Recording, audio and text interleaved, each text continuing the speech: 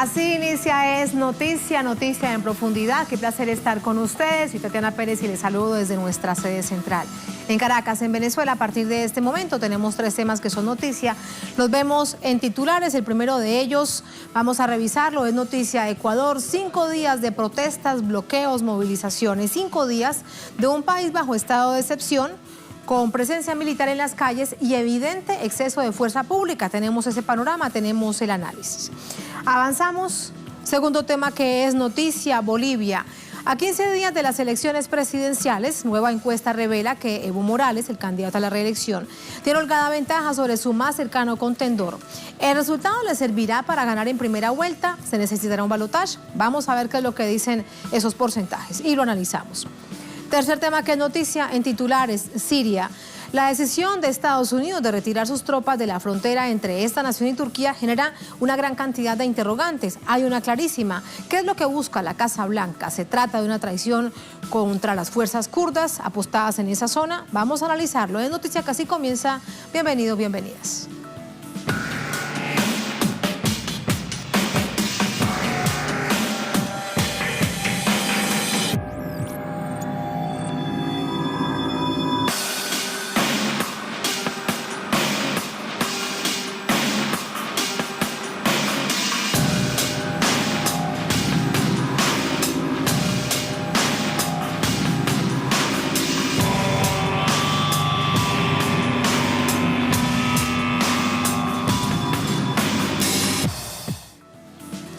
En noticia Ecuador, la nación vive su 5º día de masivas movilizaciones en rechazo a medidas neoliberales anunciadas por el presidente Moreno, ese llamado paquetazo. Ante la situación, el gobierno accedió al diálogo con los actores sociales. A pesar de la implementación del estado de excepción y el despliegue policial masivo, diversos sectores mantienen las protestas en las calles para condenar el paquetazo económico implementado por el gobierno. La medida también fue criticada por comunidades indígenas que se movilizaron desde diferentes regiones hasta Quito, la capital. Rechazaron las declaraciones de las autoridades en las que los tildan de delincuentes y terroristas. El movimiento indígena es el proponente de construir un verdadero Estado plurinacional. Así es que queremos rechazar los atropellos de los derechos colectivos de nuestros territorios.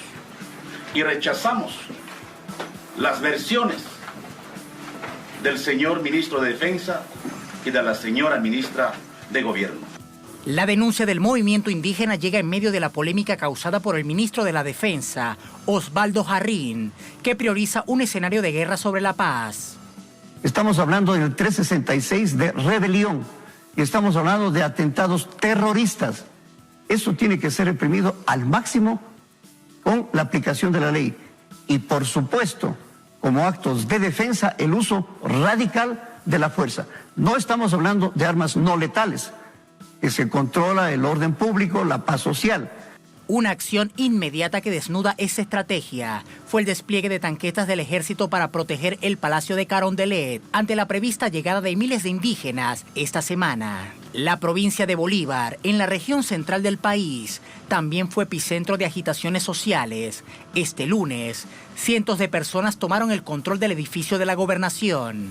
El detonante de esta crisis social fueron las medidas económicas anunciadas por el presidente Lenín Moreno la semana pasada. En consecuencia, la población pide la apertura de un proceso político democrático que cuestione el neoliberalismo, que hace lo contrario de lo que prometió en campaña. No es la primera vez que se decreta estado de excepción en Ecuador.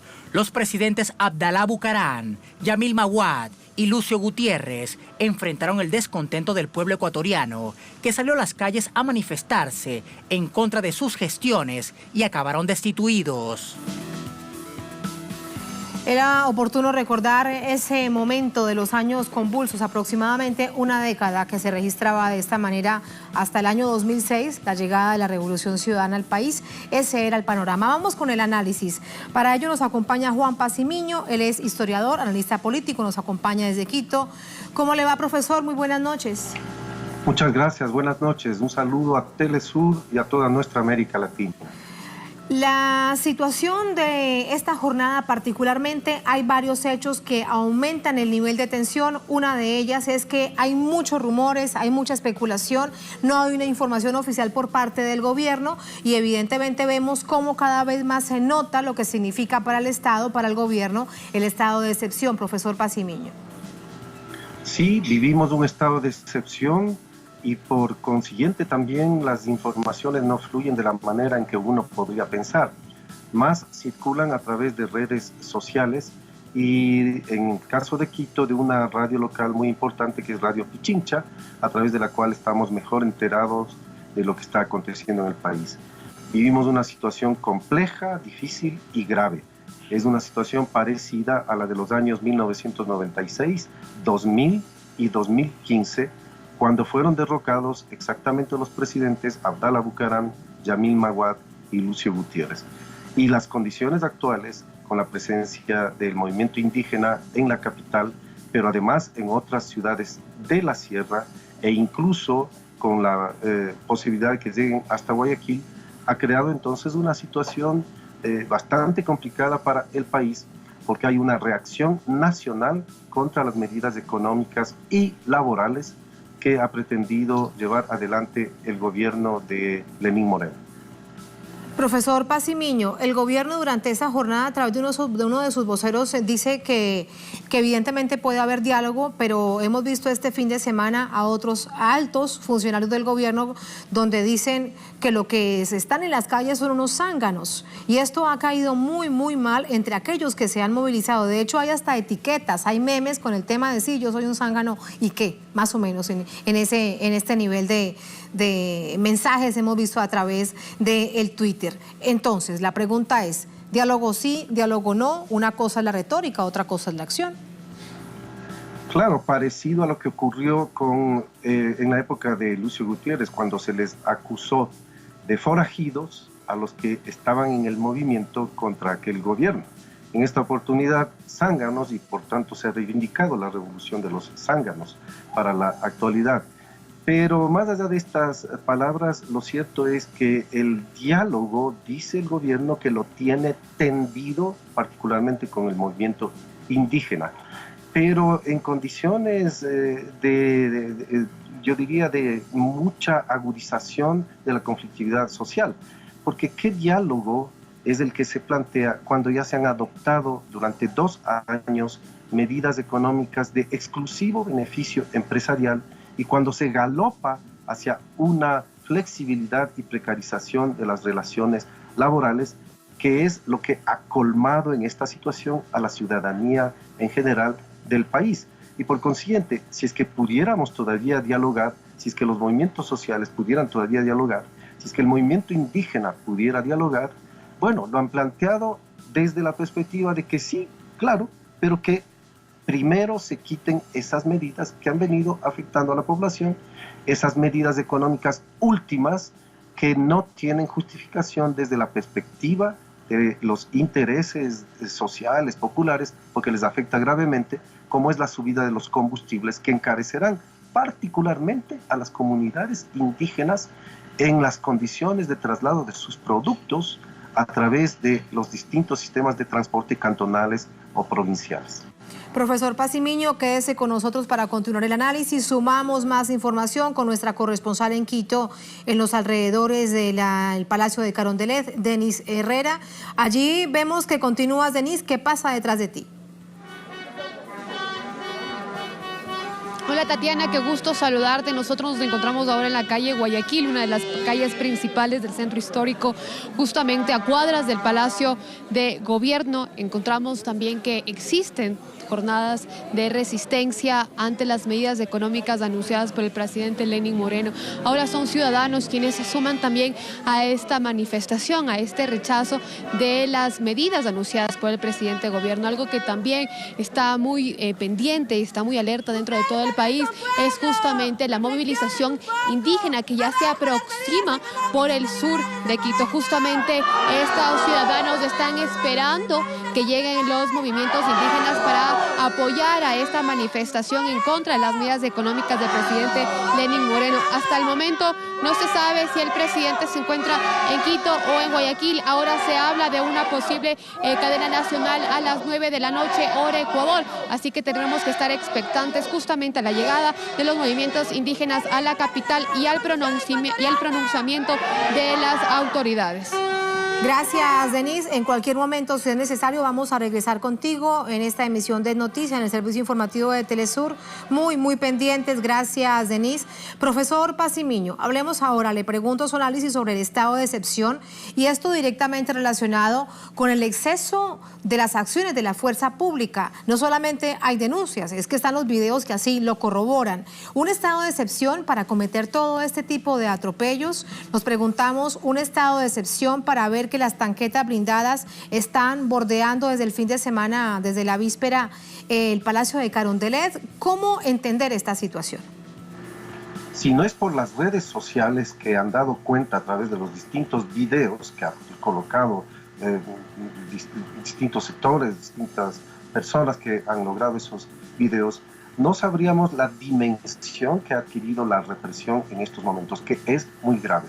Porque el estado de excepción ciertamente que implica que las condiciones del país están agravándose y que es necesario controlar, por ejemplo, la delincuencia que se suele infiltrar entre los movimientos, los saqueos que han ocurrido en diferentes ciudades como en Guayaquil e intentos en Quito. Cierto es que eso se debería controlar, pero el exceso en medio del estado de excepción es lo que ha cuestionado la población y lo que se ha evidenciado en esos videos. Es un exceso, efectivamente, de la fuerza policial, ya que no se justifica que una manifestación y una protesta de gente que está prácticamente desarmada obtenga una respuesta de represión como el que se da.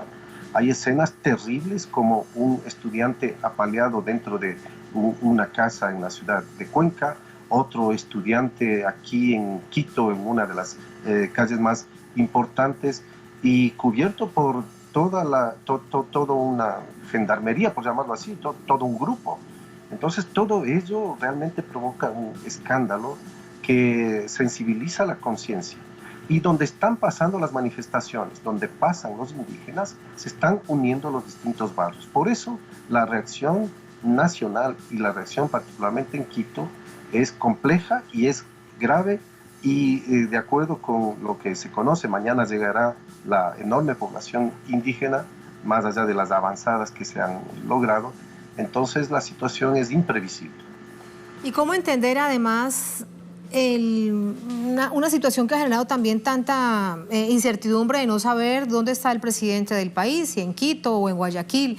Se había ido días atrás, solamente a las 24 horas de haber comenzado la movilización popular, particularmente en medio del paro de transporte para Guayaquil. Desde ahí habla, pero desde ese momento no se sabe dónde está el presidente. ¿Esto qué indicio genera? Ciertamente, en el Palacio de Carondelet se pidió a los medios de comunicación que se retiren de allí porque la situación era complicada. De tal manera que no sabemos quién está en el Palacio de Carondelet. Lo que sí sabemos es que no está el presidente, no está el gobierno como tal. Al parecer se ha trasladado a Guayaquil y esto genera exactamente una incertidumbre nacional al respecto de dónde está el Ejecutivo y dónde está el Legislativo, dónde está la Asamblea. ¿Dónde están las cortes, la Corte Constitucional? ¿Qué es lo que está pasando en un Ecuador en que existe una especie de vacío de las instituciones que no están dando respuesta a lo que está ocurriendo en el país? Y de otra perspectiva, pues se ha acumulado una reacción nacional contra un modelo inspirado en el neoliberalismo, un modelo de corte empresarial que privilegia a un sector de élite del empresariado, ni siquiera es a favor de pequeños o medianos empresarios, es a favor de una élite que ya tiene suficiente peso con que les hayan quitado, suficientes beneficios con que les hayan quitado ya tributos, les hayan disminuido y hayan hecho desde el gobierno exoneraciones tributarias, etcétera, y que además quieren una reforma laboral que viola los derechos fundamentales de la población trabajadora. Entonces todo ello ha exacerbado a la población y en esas circunstancias el país está en esta conflictividad que se ha vuelto internacional y que es noticia en el mundo por consiguiente. Me queda algo por preguntarle y es el músculo, revisando de hecho situaciones históricas, profesor Pacimiño, que tiene la CONAIE como capacidad de convocante, de llamar a otras organizaciones para avanzar, no solamente desde lo simbólico que significa la movilización para llegar a Quito o a Guayaquil, sino para sostener la movilización. El asunto es que en el extranjero ciertamente suena la CONAIE y suenan las organizaciones de trabajadores como el FUT, pero lo cierto es que este ha resultado un movimiento de bases, porque los dirigentes principales, tanto del movimiento indígena como del movimiento de los trabajadores agrupados en la FUT, hasta el último momento no decían nada. Y más bien han sido las bases y una serie de líderes indígenas que aparecieron en estos días los que han encabezado esta reacción y la movilización, lo cual también es un fenómeno sociológicamente interesante. Los antiguos líderes han sido cuestionados en los hechos y ha sido la reivindicación popular, social de las bases la que se ha manifestado en esta oportunidad con la fuerza que hoy ha adquirido en todo el territorio y particularmente en la sierra. Y aquí queda algo entonces por preguntarle, de acuerdo a ese análisis, si bien usted lo plantea, de carácter sociológico, de cómo se dan las movilizaciones. Y es que ya después de que han pasado 2 días, no se habla, va a ser 3 días ya, no se habla ni del gremio de los transportistas ni del gremio de los taxistas, que habían sido los primeros convocantes. ¿Ellos entonces quedan fuera de esta movilización? Claro, la movilización con la paralización de su... Pero una vez que obtuvieron lo que era evidente, la subida del precio de sus pasajes, sus fletes, entonces decidieron terminar con la paralización.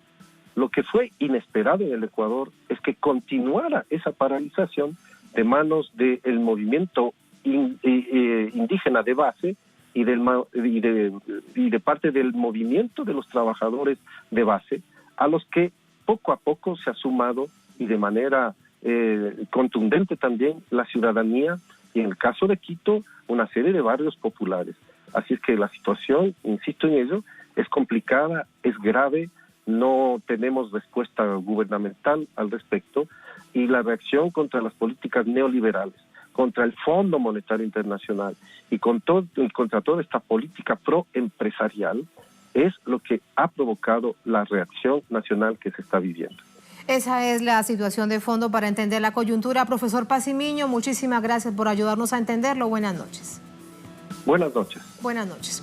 Así nos vamos a la primera pausa en esta emisión de Es Noticia. Al volver, vamos a hablar de otra nación de América Latina. Vamos a hablar de Bolivia. Ahí tenemos precisamente las imágenes. A 15 días de las elecciones presidenciales, nueva encuesta revela que Evo Morales tiene holgada ventaja sobre su más cercano contendor. ¿El resultado le servirá al presidente Evo y candidato a la reelección para ganar en primera vuelta o necesitará un balotaje? ¿Qué dicen esos porcentajes? ¿Qué dicen esas cifras? Vamos a revisarlo y analizarlo al volver. Estamos en Es Noticia.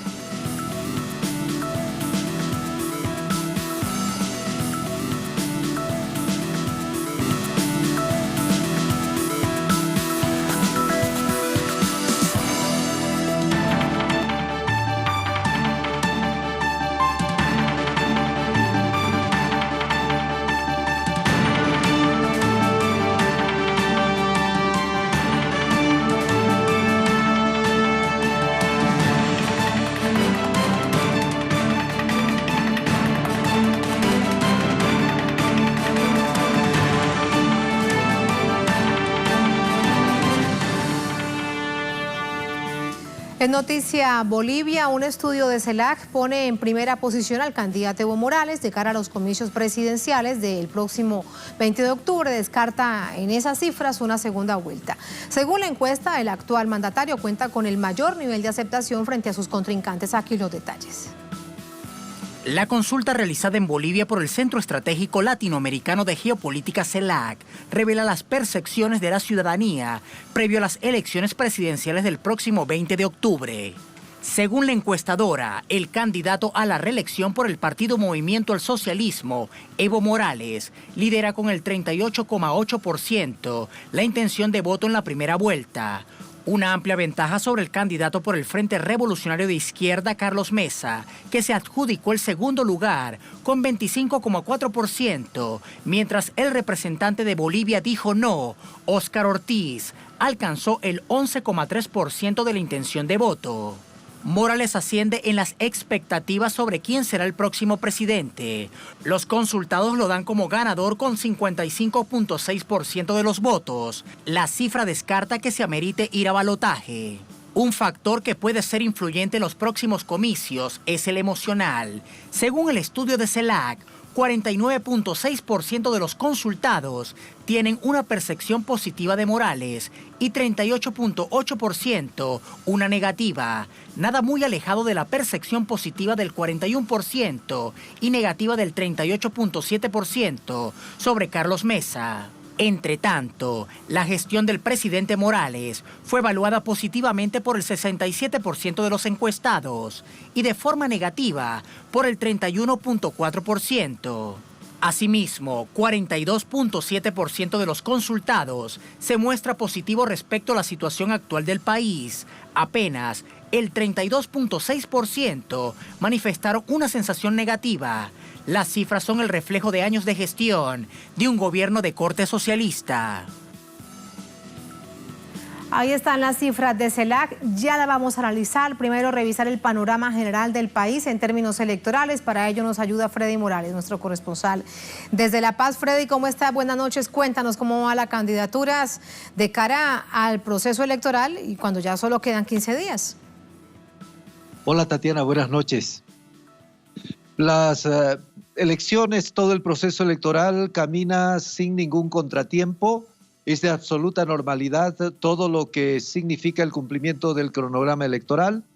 Los partidos en campaña, las organizaciones políticas, que son 9, están haciendo su trabajo. Hay mucha difusión con publicidad pagada o propaganda pagada por el Estado en los medios de comunicación para las 9 candidaturas, de modo que se espera también ya para los próximos días el arribo de las misiones más grandes de observación internacional que está previsto que van a participar de este proceso. Debemos recordar que la Unión Europea fue la primera en enviar una misión electoral pequeña de 2 personas especializadas como técnicos en procesos electorales desde principios de este mes y que están realizando un trabajo en todo el territorio boliviano. Están viajando a todos los lugares del país para conocer de muy cerca cómo se prepara este proceso electoral. Y esto lo destaco y es importante porque la oposición política no deja de tener la ilusión y de impulsar un proceso de descrédito contra todo el proceso electoral. Recordemos, Tatiana, que primero se intentó que el presidente Evo Morales, con movilizaciones convocadas que no fueron escuchadas por la población, se intentó que el presidente Evo Morales renuncie a participar como candidato a la reelección. Luego, la oposición política intentó que todos los miembros del Tribunal Supremo Electoral presenten renuncia por supuesta afinidad con el gobierno. Y en los últimos días se está haciendo mucho énfasis desde la oposición en hablar en sembrar la duda sobre el padrón electoral y que daría lugar a un próximo fraude el domingo 20 de octubre. La oposición ha salido envalentonada por el cabildo que se realizó el último viernes en la ciudad de Santa Cruz, un cabildo muy numeroso según sus patrocinadores, la oposición política del país, que va de la extrema izquierda a la extrema derecha, pasando por todos los centros, afirma que llegó a conglomerar a 1 millón de personas este cabildo en la ciudad de Santa Cruz. Lo interesante de este cabildo es que quienes venían patrocinando el desconocimiento del Tribunal Electoral y el boicot a las elecciones, en este cabildo han decidido ir a las elecciones, pero promoviendo el voto castigo. Han promovido que los ciudadanos cruceños voten por cualquiera de los 8 candidatos menos por el presidente Evo Morales. De modo que se ha sumado este cabildo al proceso electoral, lo que es considerado por los analistas como una buena señal.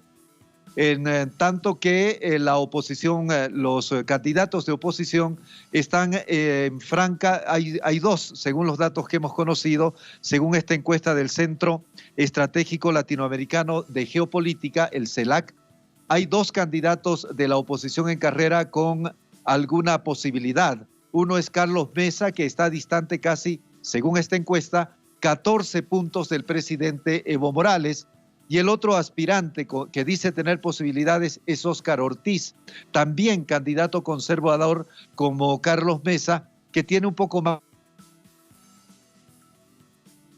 Una pelea terrible con acusaciones mutuas por el segundo lugar, con la intención y la perspectiva de poder llegar a un balotaje o a una segunda vuelta. Pero como están dadas hasta ahora coincidentemente todas las encuestas preelectorales, todas las intenciones de voto que se han estudiado hasta ahora, el presidente Evo Morales no necesitaría llegar a una segunda vuelta, porque la ley boliviana determina que si hay una distancia de más de 10 puntos o más entre el primero y el segundo, el primero queda elegido en primera vuelta como presidente. Y lo mismo ocurre si el primero, el más votado, tiene el 50% más uno de la votación a su favor. Esa es la situación hasta este momento del proceso electoral boliviano, que transcurre con normalidad, pero con la pretensión de toda la oposición boliviana de sembrar dudas sobre el mismo proceso.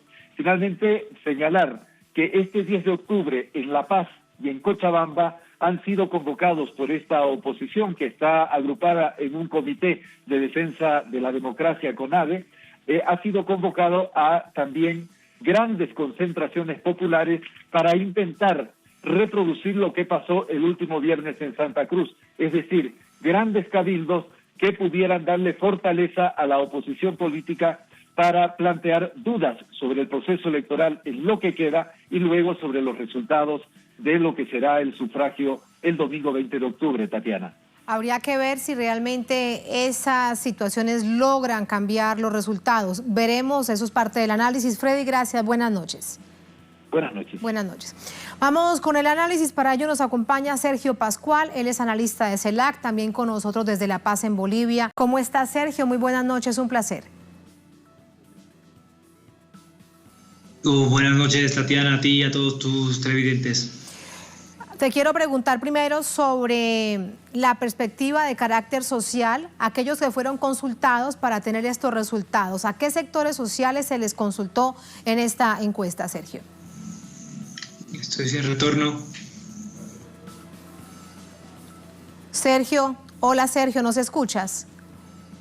Hola, buenas. Sí, no os escuchaba, disculpen, perdí el retorno. No te preocupes, ¿ahora me escuchas bien? Importante garantizar la conversación. Muy bien.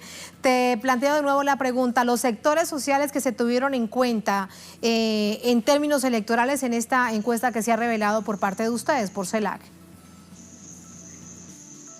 Bueno, este es uno de los temas que creo que fundamentales cuando uno analiza encuestas y estudios demoscópicos como el que hemos hecho, ¿no? En Bolivia se han visto diferentes estudios que se han realizado o en entornos exclusivamente urbanos o en muestras de tamaños relativamente pequeños. El nuestro es una muestra que tiene un nivel de confianza y por lo tanto un margen de error menor del 3%, que se hace en todo el territorio nacional, en cada municipio y con una muestra ponderada de tal manera que la representación del ámbito rural, que es muy importante en Bolivia, aparezca con el peso específico que tiene dentro de la población boliviana, y también en todos los entornos urbanos, distribuyéndolo por las distintas áreas geográficas bolivianas que, como saben, y casuísticas y sobre todo comportamientos políticos diferenciados, ¿no? De tal manera que el estudio, desde nuestro punto de vista, es muy robusto en términos estructurales, pero es que además hacemos sucesivas comprobaciones para asegurarnos de que hay coherencia con los resultados que vamos obteniendo, ¿no? Y así preguntamos no solo por los clásicos de una encuesta electoral como son el techo electoral o la intención de voto, sino que también preguntamos por sentimientos, por evaluación de gestión del presidente, por determinado tipo de sentidos comunes sobre consensos sociales que estarían tratando de proyectar un candidato u otro, y a partir de toda esa información obtenemos un resultado que desde nuestro punto de vista es muy robusto. Nos enorgullecemos de decir que somos la única encuesta que se acercó más al resultado de las PASO en Argentina, ¿no? Por ejemplo, gracias a esa metodología que le describo. Ahora, Sergio, vamos a, cuando nos das cuenta de cómo es que se llega a este resultado, hablemos del resultado. Para el candidato Evo Morales hay 38.8% de intención de voto en esta primera vuelta. En segundo lugar está Carlos Mesa con el 25.4%, es decir, va aumentando la brecha en la medida que pasa el tiempo. Pero aquí también quiero hacerle una anotación que es parte de lo que nos estaba contando Freddy Morales. Lo que está haciendo la oposición, y no solamente en Santa Cruz, en otras ciudades, otras regiones del país, es tratar de que esto no continúe ampliándose. La pregunta es si solamente a 15 días esto se logrará.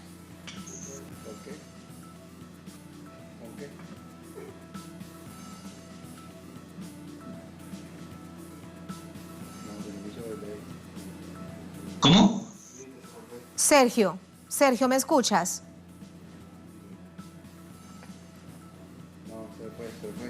Parece que... de Ecuador. Sí. Ok. Vamos Entonces, a ver. Sí. ¿seguimos o no? Sí, te escucho. ¿Tú me escuchas, Sergio? Tenemos dificultades en la comunicación con nuestro invitado. Se trata de Sergio Pascual, analista del Centro Estratégico Latinoamericano de Geopolítica, CELAC, con nosotros desde La Paz, Bolivia.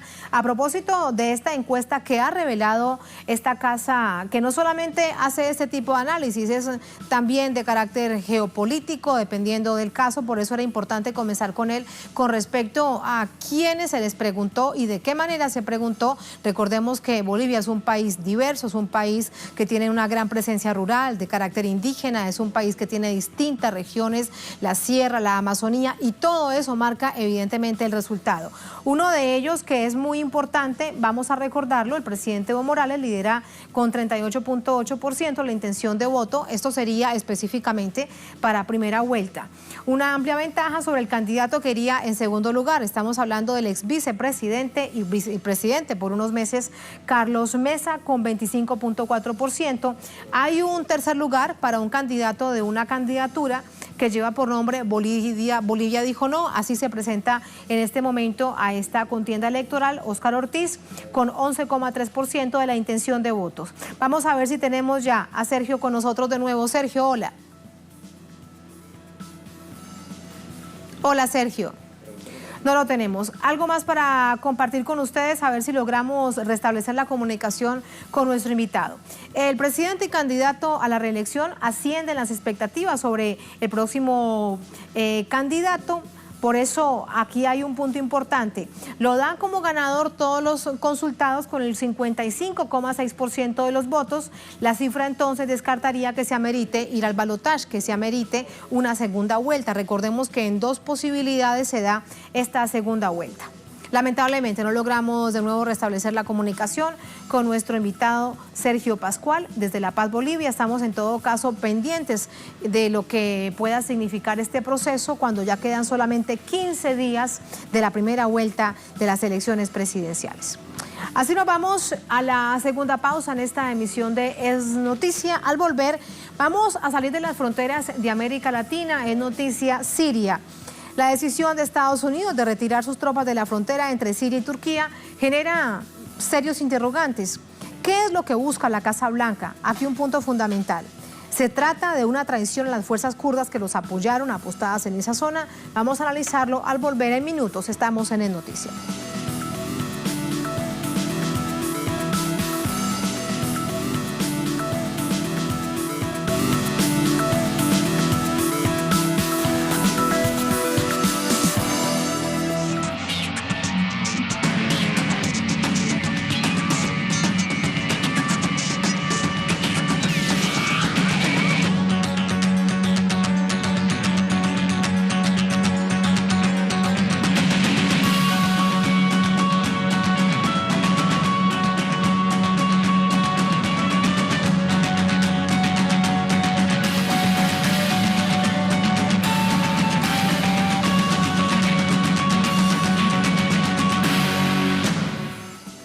En noticias, Siria, tropas invasoras de Estados Unidos se retiran de la parte norte de Siria, región fronteriza con Turquía. Washington anuncia a sus aliados kurdos que no los defenderá de la avanzada turca. Detalles a continuación. El presidente estadounidense Donald Trump ordenó la retirada de sus tropas en el norte de Siria, dando luz verde a la ofensiva militar de Turquía contra las fuerzas kurdas presentes en la frontera noroeste del país árabe. Según el anuncio de la Casa Blanca, Trump habló con su homólogo turco, Recep Tayyip Erdogan, y dejó claro que su gestión no quiere verse involucrada en el ataque. Se trata de un significante giro de la política exterior de Washington en Oriente Medio, que deja abandonados a sus aliados kurdos en la guerra contra el autodenominado Estado Islámico, a merced de una inminente operación militar de Turquía. Aún así, la Casa Blanca amenazó a Turquía con destruir su economía en caso de que Ankara sobrepase los límites. De acuerdo con cifras oficiales, hay cerca de 1.000 tropas estadounidenses en la región, que eventualmente serían retiradas definitivamente de Siria.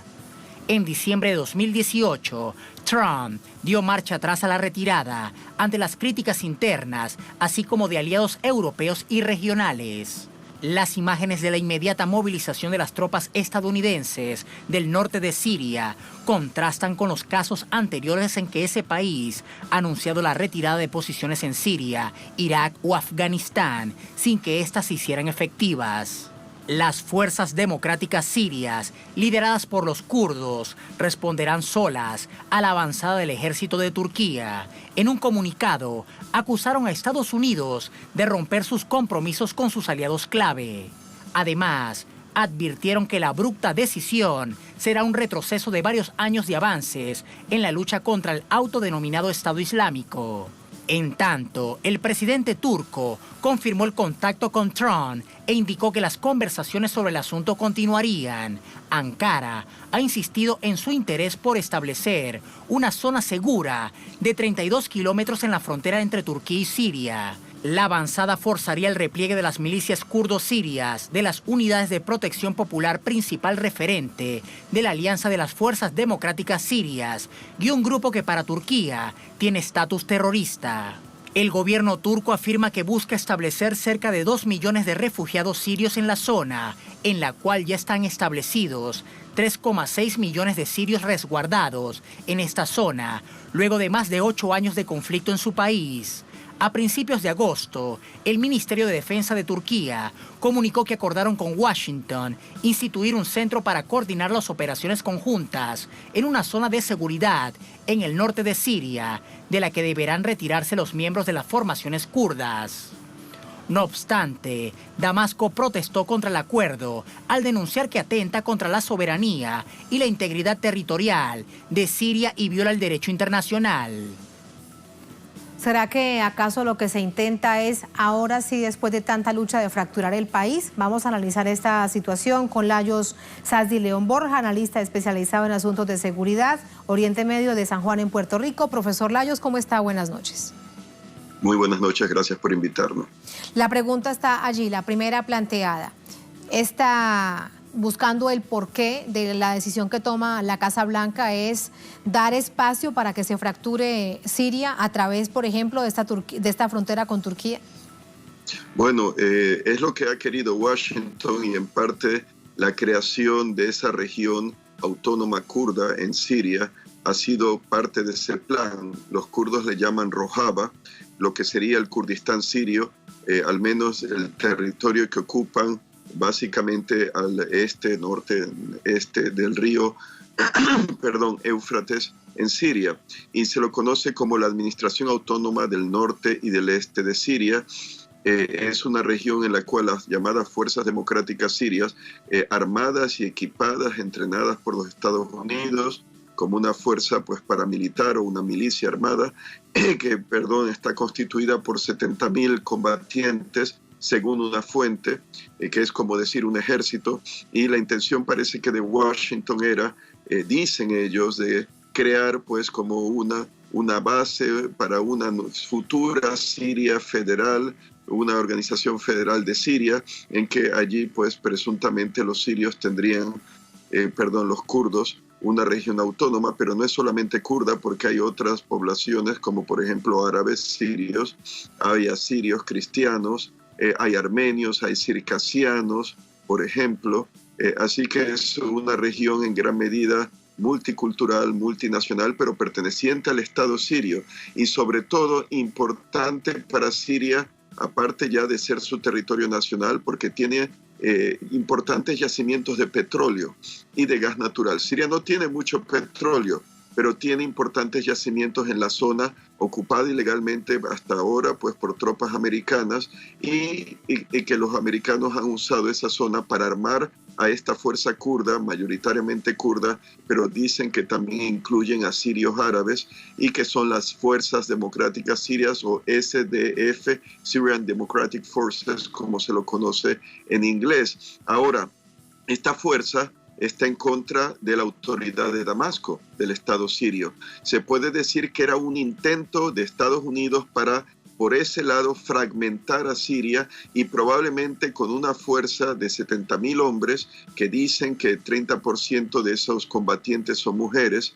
mayoritariamente, presuntamente mayoritariamente kurdas ellas, pues la idea habría sido crear un ejército equipado, apoyado por Estados Unidos. Bueno, su apoyo aéreo habría sido pues el de la Fuerza Aérea Americana, por ejemplo, para atacar al resto de Siria, del Estado sirio y quizá incluso ser punta de lanza para tumbar al gobierno sirio. Permítame, aquí le planteo una situación, y es que como usted bien nos detalla lo que sucede allí, por eso llama tanto la atención ahora que pase esto y lo que tantos y tantos se preguntan si es una traición o es una especie de estrategia para lograr el cometido viéndolo de otra manera. Si es o no una traición. Sí, bueno, es una traición. Hay, por ejemplo, un experto creo que una universidad en Doha, en Qatar, que habla de que, bueno, entrevistado por Al Jazeera, dice que la retirada por parte de Trump de fuerzas americanas al este del río Éufrates, noreste de Siria, sería pues para lograr un tipo de victoria en política exterior en vista, dice este analista, este profesor, en base a su fracaso en Afganistán, en vista a su fracaso contra Irán, a su fracaso en sus conversaciones con Corea del Norte para el desarme nuclear de Corea del Norte, y que Estados Unidos está siendo visto como una potencia débil después de no haber usado su poderío militar para atacar a Irán, después del alegado ataque iraní contra el sector petrolero saudí del 14 de septiembre, y digo alegado porque es lo que dicen los americanos y los saudíes, pero considero que pudo haber sido y probablemente fueron los yemeníes, y que Estados Unidos con los saudíes de cómplices presentaron evidencia de restos de misiles crucero que no serían iraníes sino de origen soviético de Ucrania, proporcionados para el montaje de acusar a Irán. Pero yo sé, eso es otra historia. El argumento de este experto era que, bueno, que Estados Unidos es visto con debilidad. ¿Cuál es mi argumento? Bueno, ha habido una traición por parte de Washington a los kurdos, sí, sin duda. Estados Unidos les prometió, vamos a decir, el oro y el moro. Bueno, diría la autodeterminación, que los kurdos dicen que no querían independencia en Siria, sino un Estado federal, pero esa promesa se la dio Washington, no se la dio Damasco.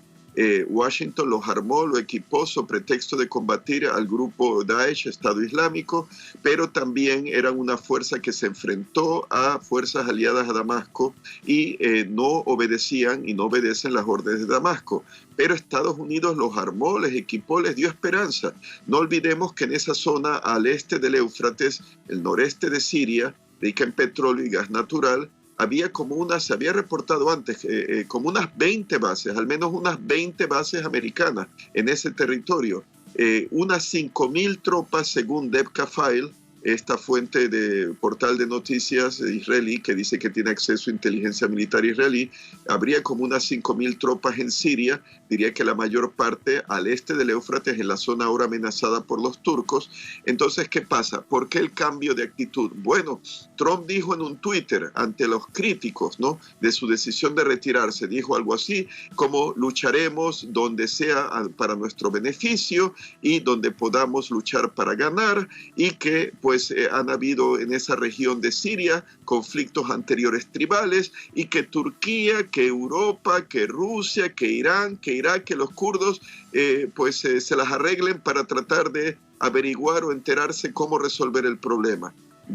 Dijo también que han estado él como presidente unos 3 años en esa región, ahí en Siria, pero que ya es hora de regresar. ¿Por qué la retirada? Yo creo que por el temor para evitar una guerra con los turcos, porque ve Trump que Erdogan, el presidente turco, Recep Tayyip Erdogan, está decidido a intervenir, pase lo que pase. Y claro, no olvidemos, Turquía es un importante aliado de Estados Unidos en la OTAN.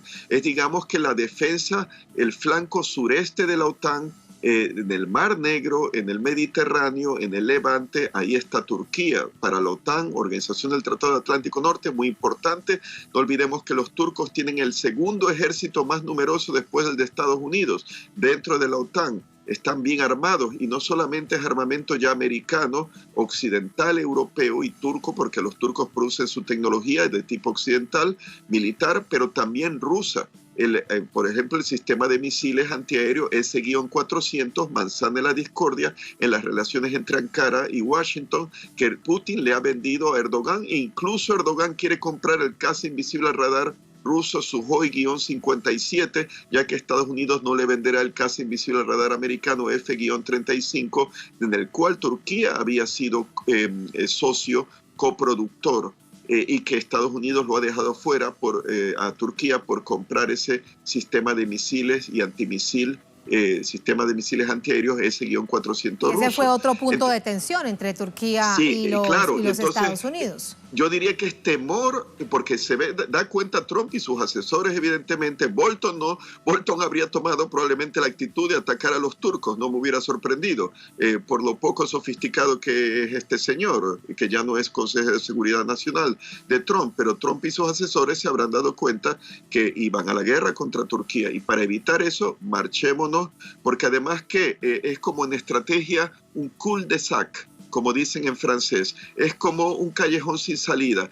Tropas americanas, como 5.000 al este del Éufrates, y también en la frontera al este de Siria, en el desierto, en la frontera en que se unen Jordania, Irak y Siria. Entonces, ¿qué pasa? Hay una guerra, y los turcos temen a los kurdos. ¿Por qué la obsesión turca? Porque esta región, imagínense, con 70.000 combatientes entrenados, equipados, con comunicaciones sofisticadas, armamento sofisticado que los americanos le han dado a los kurdos de las Fuerzas Democráticas Sirias, y que los turcos pues acusan a uno de los núcleos guerrilleros sirios, de kurdos sirios, que son las Unidades de Protección Popular, conocidas por sus siglas YPG.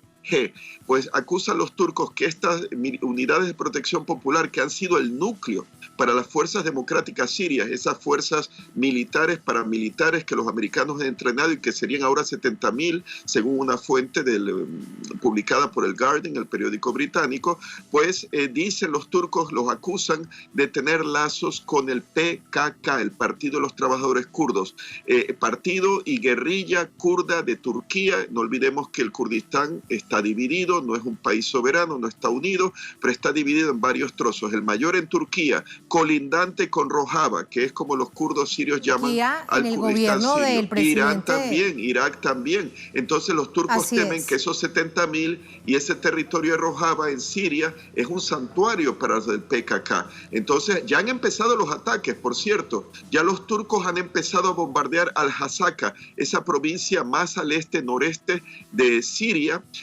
colindante con Irak. Dicen las fuentes que han bombardeado 2 puentes que conectan la frontera, ¿no?, de Siria con Irak. Y eso, claro, es el Kurdistán iraquí, ¿no?, para cortarle las comunicaciones, porque kurdos son hermanos, ¿no?, los que estén en Irak, los que estén en Siria, los que estén en Turquía, y han atacado con artillería al este de Tel Abyad, que está en la frontera, justo en la frontera con Turquía, al norte de Turquía, al sur Siria, pues ahí está Tel Abyad. Hay fuentes que dicen que Tel Abyad realmente no es kurdo, es árabe. Y hay otra cosa, que no solamente los turcos quieren limpiar de presuntos guerrilleros kurdos, que los turcos les llaman terroristas, pero son pues guerrilleros kurdos. No distinguen, parece que los turcos, entre las unidades de protección popular que dicen que están coligadas con los del Partido de los Trabajadores Kurdos de Turquía, que los americanos, los turcos consideran terroristas. No los distinguen estas unidades de protección popular sirias kurdas con las fuerzas democráticas sirias que los americanos han entrenado. Entonces, pues, no solo quieren hacer una limpieza los turcos y dicen que van a empezar creando un corredor de seguridad de 30 kilómetros de profundidad a lo largo de la frontera ante una situación que se opone, doctor Layos, ante una situación que se opone Siria, lo hemos visto durante este fin de semana y dicen que esto es atentar contra su soberanía. Queda claro en todo caso el panorama, doctor Layos, lamentablemente debemos despedirlo y lo que tenemos claro es la postura que usted bien recuerda del gobierno turco, particularmente de Recep Tayyip Erdogan, con respecto a lo que significa los kurdos, tanto desde la política como desde la militancia en esa zona fronteriza con Siria. Le agradecemos mucho por ese análisis, profesor Layos, un placer y buenas noches. Un placer, buenas noches. Muchísimas gracias a usted. Gracias a ustedes por habernos acompañado. Así ponemos punto final a esta emisión de Noticias. Cerramos nuestra pantalla tradicional. Nos quedamos en redes sociales, @Noticia Telesur, @Tatiana Telesur. Será hasta la próxima. Sigan con nosotros.